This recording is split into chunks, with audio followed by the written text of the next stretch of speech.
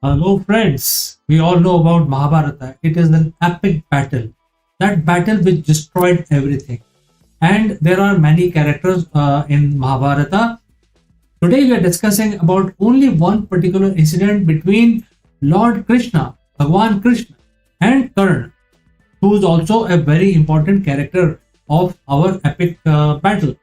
And the battle raged for 18 days, only 18 days. And there are descriptions in our scripture that people from all over the world participated in this particular battle. So you can say this is a battle which happened to settle scores. Everybody in the world basically participated in Mahabharata, and consequently, after 18 days, there were no men who survived whose age was above 60. So anyone who was above 16 perished in that battle. Only few handful of people survived, and of course women and kids survived after this battle. And therefore the devastation was so huge that it changed the yuga. As you know that in Hindu scriptures, the description of yuga. So we are not talking about yuga, we are not talking about Mahabharata. In this episode, we are talking about one of the pivotal discussion which happened between Karna and Lord Krishna, Bhagwan Krishna.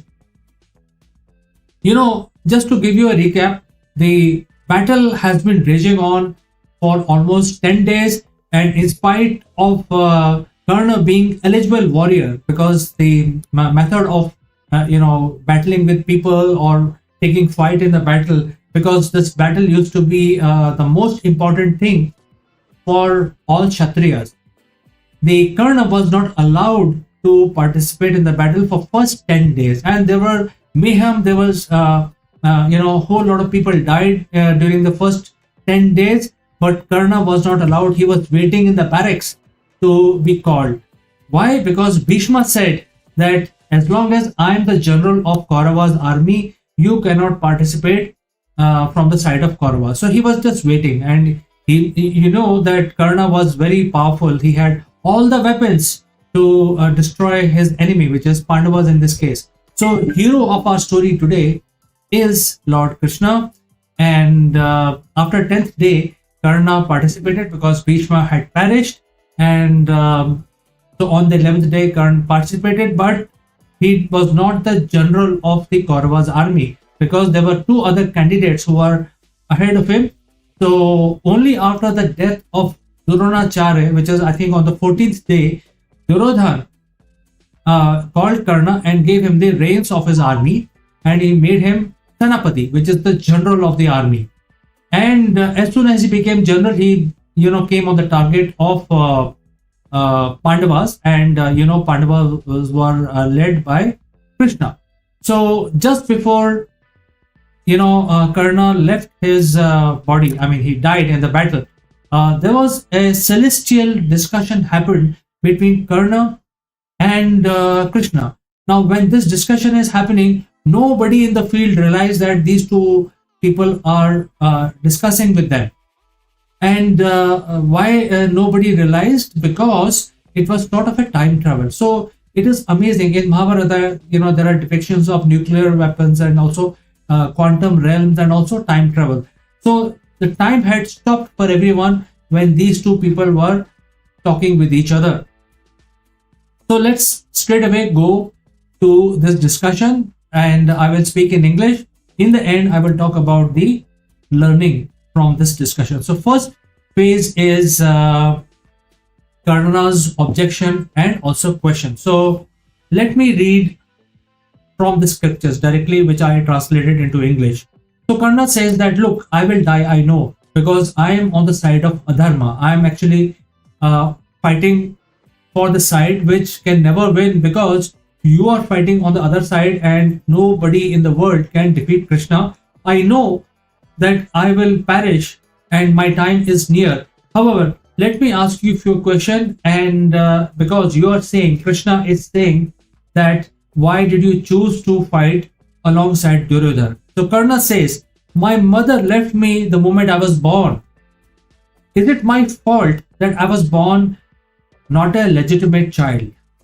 So there is a lot of history. I think most of us knows about it. So his mother left Karna as soon as he was born, or soon after his birth. As an infant, as a baby, he was abandoned by the mother. Incidentally, the mother of Karna is also the mother of the enemy here. So essentially, Karna is the eldest brother of all the Pandavas against whom he is fighting. The second point he asked Krishna is that I did not get the education from Dronacharya because I was considered not Kshatriya. And Dronacharya was the Kul Guru of Pandavas and also Kauravas. But Dronacharya refused to teach Karna because he was not considered Kshatriya, because he was, he lived in a foster home, which was basically the horseman of, of the empire, and not considered as a noble birth. So he was not given the education what other prince, his brothers, his blood relatives received. He was not considered that. So was it his problem? That was his question. The next point, or the question that Karna raised, is that when he was not given education by Dronacharya, then he went around looking for guru who can teach him.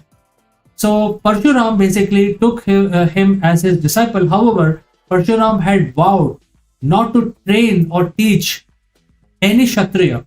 So his teachings were only available for non-Kshatriya, which is Brahmin and all others. So he lied to Parshuram that he is not a Kshatriya, and that is how Parshuram took him as his student. When Parshuram came to know that he's lied to him, there was a curse given to him. So we will come to that. I think we all know about the curse. So Karna says during this conversation that Parshuram taught me and then gave me the curse to forget everything when he came to know that I was son of Kunti and belonged to Kshatriya. So when the truth was known about him, he got cursed by his own guru, by his own teacher. So that was his third comment while discussing with Krishna. Then while going into the forest, he accidentally killed a cow. So the cow was accidentally hit by his arrow, and the owner of the cow cursed him for no fault of Karna. Then he was disgraced at Draupadi's Swamvar. When Draupadi's Swamvar was going on, Karna was told that he is not a Kshatriya, so he cannot participate in the Swamvar of Draupadi, even though he was the master Dhanurdhar. He was the top-notch archer, and the whole Swamvar was planned to single out Arjun because he was the only one who could hit the target, and also Karna, but Karna was denied that opportunity. So he was disgraced in Draupadi's Swamvar. So this is the fifth point that he raised to Karna. Even Kunti, which is his biological mother, finally told the truth only to save her other sons. So Kunti had 5 other sons, which are namely Yudhishthir, Bhim, Arjun, Nakul and Sahadev. In order to protect her 5 sons, she went to Karna, and she told Karna that she is the biological mother. So while the other 5 brothers did not know about this truth, only Karna know. So Karna is telling Krishna that even Kunti, which is his biological mother, told the truth only to save her other 5 children. All right. So, nutshell, what Karna is saying that everybody in the world disowned him, even his guru. His whole life was not appreciated. His birth was not appreciated. Even his valor was not appreciated because he has been kept out of the battle for first 10 days by Bhishma. So, whatever I received was through Duryodhana's charity. So whatever Karna was in his life, he was the king of a place called Ang, a place which is supposedly Himachal Pradesh today. He was the Ang Naresh, and so whatever he received in his life, only one person appreciated him, accepted him, gave him the right level, and that is Duryodhana, which is the bad guy in our story. So Duryodhana appreciated him. Therefore, if Karna is taking his side, what is wrong? So this is the conversation Karna is saying to Krishna, and he's asking what is his mistake, because Karna was considered as the master archman, master Dhanurdhar. Nobody could defeat him. He was a disciple of Parshuram. None of the Kshatriyas were able to defeat Parshuram. So Parshuram gave him a lot of knowledge, also cursed him that when you need your knowledge most, you will forget it. So he has already forgotten all his knowledge, what Parshuram told him, and it was his time to die. Just before he is about to die by the hand of his own brother, which is Arjun, there are these two characters, which is Bhagwan Krishna and Karna, goes into quantum realm, and they are discussing while others were not aware that this discussion is going on. So in response, and the whole bone of contention is that since Karna is fighting for the wrong side, why is he fighting for the wrong side? And therefore he is saying that, look, I'm fighting for the wrong side because the wrong side only appreciated me. Right side people always disowned me, including his mother. So in his response, Krishna replies that, look at me. Krishna says, look at my case. I was born in the jail. I was born in the jail in the midnight hour, in the night. And when his parents were put behind bar. So Krishna basically now respond to Karna, and he says that as soon as I was born, the death awaits me, even before my birth. Death awaited Krishna because Kans, his his relatives, mother's brother, came to know that his sister's son will basically vanquish him, will kill him. So he wanted to kill this baby even before the birth. So he was born in the jail.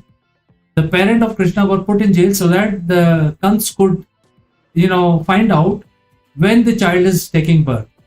All right. So death awaits him even before his birth. So imagine a situation that when Krishna has not even taken birth, people were trying to kill him. From childhood, Krishna grew hearing the noises of swords, chariot, horses, bow and arrow. And Krishna says that I got only cow herd shed, dung, and multiple attempts on his life even before he could walk. So being a prince, he was put in a cow shed. So right from the childhood, many attempts on his life, many assassination attempts were made to kill him because he had survived the jail. He was taken out and he was taken away from his mother, biological mother, as soon as he was born. And it's not end of it. Many people were behind his life. They wanted to kill him. And therefore, he heard only horses, chariots, swords, bow and arrow as an infant. He did not get any education. He had no army to protect him. He could hear people saying that I'm the reason for their problems. So when, assassination attempts were being made in the place that he was living, people were actually pointing finger that because of this child, they are getting attacked. So for their problem, he was getting blamed when he was just an infant. When all of you were being appreciated for your valor by your teachers, I had not received any education. Krishna is telling Karna that you were getting educated. You were actually being appreciated by your friends and family. I was still surviving. I was still hiding. There was bounty on his head as a child. He did not get any formal education when you guys were already educated and were appreciated for your valor. And he joined the Gurukul only at the age of 16. So imagine in the ancient time, as per Hindu scriptures, by 15 years of your age, you should have been educated from the Gurukul, and you should have been, returned to the world after finishing your study. So at 15 you finish your study, at 16 you are considered adult. However, Krishna entered the Gurukul only when he was already an adult. So from his childhood he did not get any education. He was only running around, surviving and hiding. Or many things were happening. He was also fighting. Also, he was killing his enemies as well as a child as well. So next point, Krishna tells Karna that you are married to the girl of your choice, but I, that is Bhagwan Krishna, did not get to marry the girl who he loved. Rather, he ended up marrying those who wanted him, or the one he rescued. So if he rescues a woman from something bad, he was forced to marry her. But the girl he loved, which is in this case he's talking about Radha, he did not get to marry, and Radha met eventually Krishna. I mean, this on the side later on, very late in his life. So he's telling Karna that, look, you get to marry girl of your choice, but I did not get to marry girl of my choice, my love of life. But instead, I married those who wanted me for whatever I was, or who I rescued. So look at his situation as compared to Karna. Then he goes on, and he says that I had to move my whole community from banks of Yamuna to far off sea shore to save them from Jarasandha. And I was called coward for running away. So even though he was very brave, but in order to save his community, which is Yaduvansh, and he moved from Mathura to Dwarka. And for making this move to save his community, his entire clan, which is called Yaduvansh, he was called Ranchod actually, and which is basically saying that you ran away from the battle, and he was therefore called coward, even though he was the god, but he was called coward. Then he goes on and he says that if Duryodhana wins this war, you will get a lot of credit. What will I get if Dharmaraj wins the war? I will get nothing, only blame. So Krishna is saying that whoever wins, whether Kauravas win or Pandavas win, he himself will not gain anything. There will be no credit given to him, and it will be only blame for starting the war. So Krishna is saying that, look at me, I am basically fighting for Dharma, for the righteousness, but I will not get it. I will only get blame for starting and finishing the war and for all the deaths. Okay? And in the end, Krishna tells Karna that, remember Karna, everybody has challenges in life, and you have to face your challenges yourself.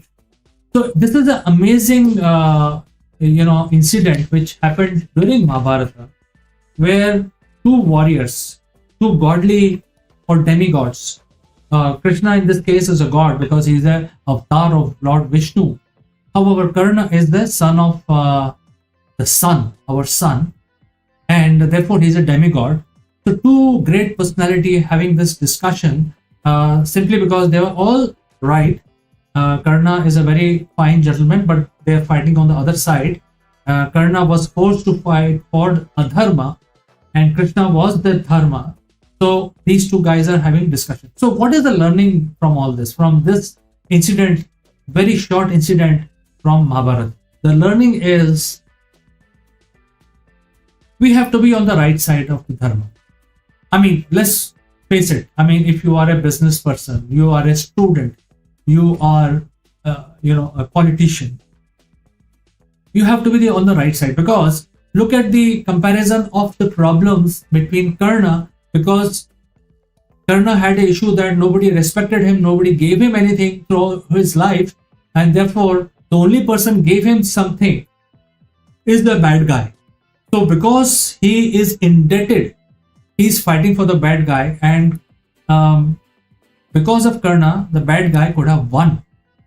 So on. So look at the comparison between Karna's life and Krishna's life. Krishna's is the good guy, and he's saying that, look, I have to go through personally so much.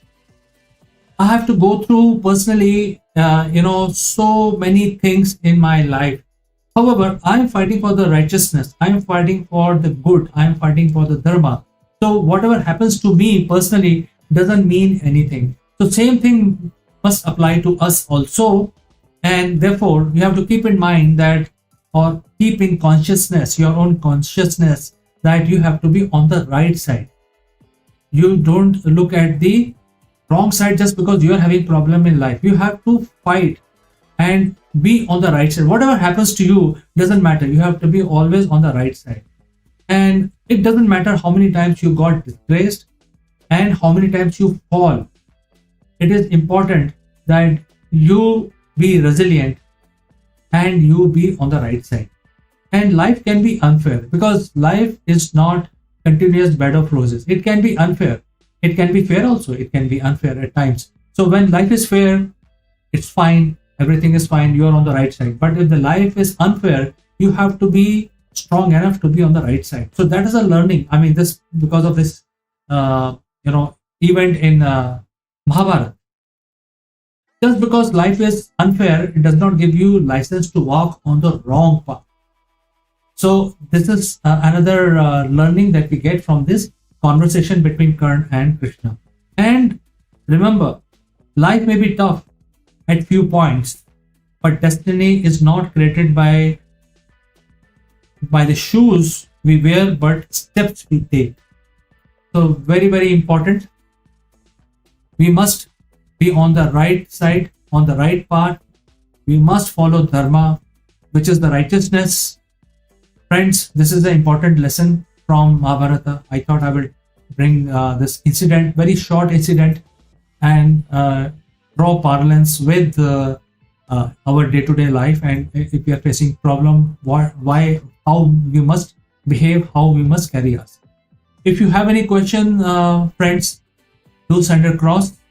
I will take up definitely in the next live stream. Until then, have a nice one and bye for now.